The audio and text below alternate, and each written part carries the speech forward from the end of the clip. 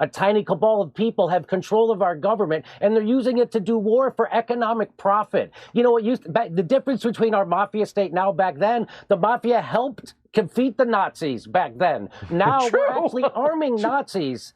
You know, and isn't it just like America to ignore the Nazis that are suffering here at home trying to buy eggs while we fund Nazis in other countries?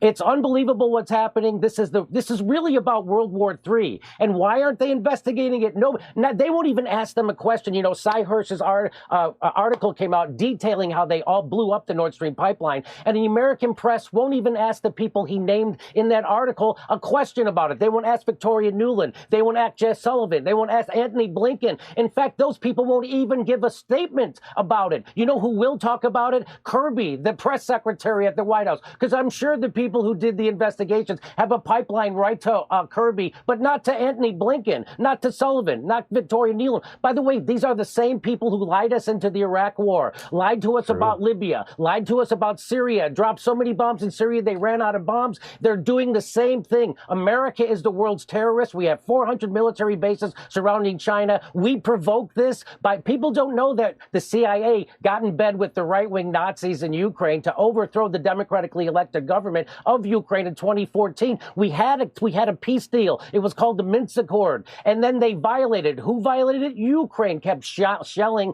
the Donbass, which are the Russian speakers in the eastern part of the Ukraine. And that's why Putin had to be provoked to invade to protect those people. Nobody will tell you that. Everybody who talks about every other news station, by the way, you're the only one doing this. And I applaud you for letting people come on and tell the truth about what's actually happening in Ukraine. Other stations, when I watch, what they do is they start the history of Ukraine from Putin's invasion. They never tell you that we overthrew their democratically elected government in 2014. They never tell you that they didn't stop shelling the people in the Donbass. They never abided by the Minsk Accord. They don't tell you that the former German prime minister said that the reason why they did the Minsk Accords in the first place was so that Ukraine could build up their military to get ready for this war that they're provoking.